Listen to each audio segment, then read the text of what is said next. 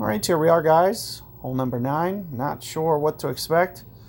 Sometimes they give us tailwind and we can get up by the green. Sometimes they give us side wind. This looks like it's going to be the side wind case. Very, very tricky hole when you get this wind. I'm going to recommend that you go 4 power as opposed to 3 power ball. Now what I'll probably do is bring my Cataclysm here. Just have that little bit of extra range. Going to the left side of this tree can be tricky. What you'll see more times than not is the wind effect. Carry that into the, but you can see this clips the rough and then actually rolls up into the fairway. So I was able to be fortunate enough to pull that off from off the tree. Now what I typically like to do is I like to go to this side of the tree with that type of wind effect. But this is also very challenging to pull off as well. So what you'll see is I may try to do it over here with some curl. And I'll try to keep it as low power as I can. So I'm thinking somewhere in the neighborhood of 10 rings at half power.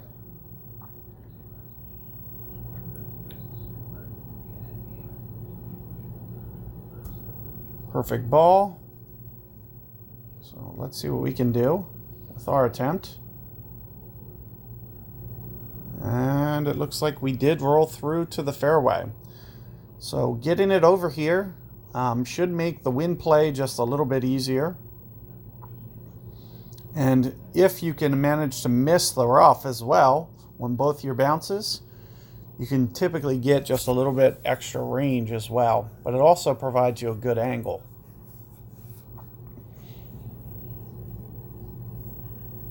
As you won't have to rely as much on a curl. I see my opponent actually just laying up. I'm going to just try to keep it on that side of the fairway for some kind of dunk or pitch. Going to be a tough shot to make. This is going to be kind of your make or break hole from the tournament.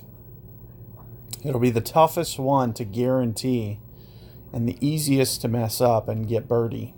So you will see, you know, probably a lot of scorecards get the birdie here. So I am a big fan of the way that they set this wind up because this is going to be the true test here.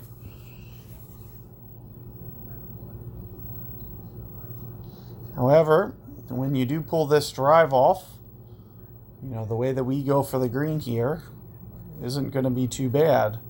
You know, we should be able to sneak it up here. You know, and just try to land it. You'll see I won't need to curl nearly as much.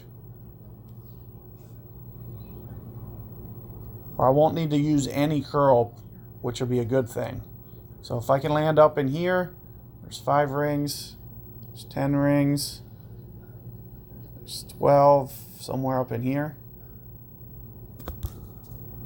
So I'm just going to essentially just go full blast here. Did catch a great ball. Hopefully I'll be okay. We'll see if it hops the bunker. So the great ball does end up costing me because it ended up getting too far to the left.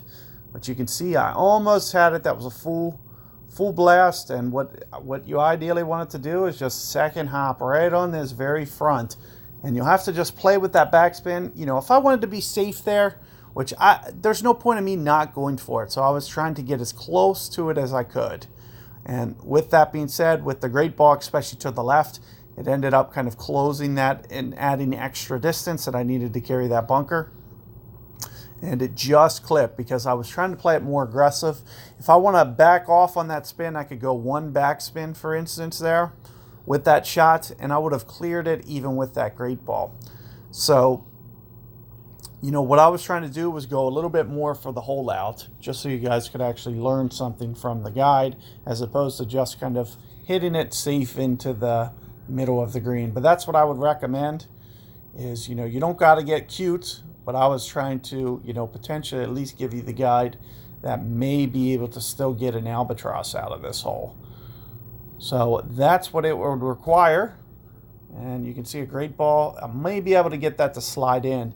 You'll see I'm so close that it's only like a 3-yard pitch, that great balls may be able to get them to slide in. So no harm done there, but good luck with that hole, guys, and be on the lookout for my revision set coming up next. So good luck there, and hopefully, if you don't see your shot here, I'm going to go with a lot of free to play balls.